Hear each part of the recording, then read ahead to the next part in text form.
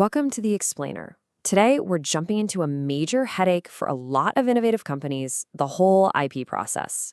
We're going to break down how you can set clear milestones that actually fuel your team's creativity instead of, slamming on the brakes. Okay, you've probably been here before. Your team has this amazing breakthrough idea, the energy in the room is electric, everyone's running full speed ahead, and then the IP process begins. All of a sudden, you're trying to protect that great idea without killing the very momentum that sparked it. It feels like a total tug-of-war. We like to call this the IP tightrope. And it really is a high-stakes balancing act, right?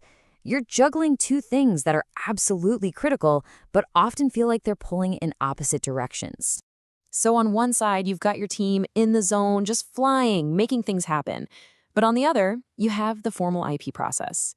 And while it's super important, let's be honest, it can feel like hitting a series of speed bumps or bureaucratic hurdles that just suck the life out of that creative flow. So why is it so important to get this balancing act right? Well, it's about a lot more than just preventing frustration. The strategic advantage you get from setting smart IP milestones is, well, it's a total game changer. See, when you have well-defined milestones, your IP process stops being a boring legal checklist and starts being a strategic compass for the whole company. It gets everyone, from your engineers to your marketers, on the same page about what's actually valuable and worth protecting.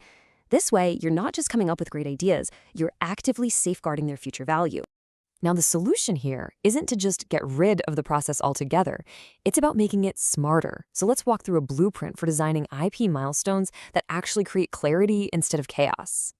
It's really a pretty straightforward three-step approach. First, you take those big, intimidating IP goals and you break them down into smaller, bite-sized tasks. Second, you figure out what's most important, your highest impact stuff, and you focus on that.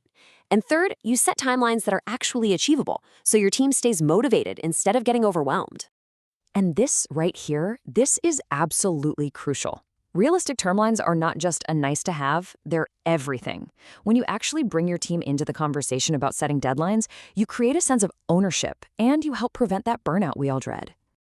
Okay, so you've designed these smarter milestones. Great, but how do you actually stitch them into your team's workflow so they feel natural and not like some annoying interruption? The big secret is to stop thinking about IP as this totally separate thing that lives over in the legal department. The key is to embed it directly into your project's lifecycle, so it just becomes an organic part of how you build things. Let me give you an example.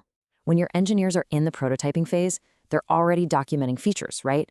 So why not just have them flag potentially patentable ideas at the exact same time? Or when the marketing team is brainstorming brand names, that's the perfect moment to run trademark searches. It's about making IP a natural step in the work that's already happening. And your technology can be a massive help here. You could use special IP software, or you could just build these IP tasks right into the project management tools you're already using, like Asana or Trello. The goal is just to create one central place where everyone can see what's going on.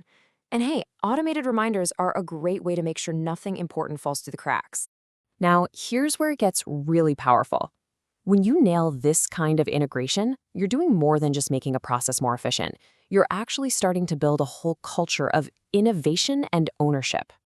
The real goal is to create a culture where thinking about IP isn't just the legal team's job, it's everybody's responsibility. I mean, imagine a culture where your engineers are proactively flagging patent opportunities and your marketing folks are instinctively checking for trademark issues. That's the proactive mindset you're trying to build. This shift in thinking, seeing IP as a shared responsibility, is a massive deal. Seriously, when your entire team from top to bottom feels a sense of ownership over the company's innovations, your IP strategy becomes infinitely stronger and more effective. So how do you actually build this culture? Well, you can start by making IP less mysterious. Use simple, everyday language, not a bunch of legal jargon. Make IP training a standard part of your onboarding for new employees. And maybe most importantly, when your teams hit their IP goals, celebrate those wins. Show them that their contributions in this area are really seen and valued.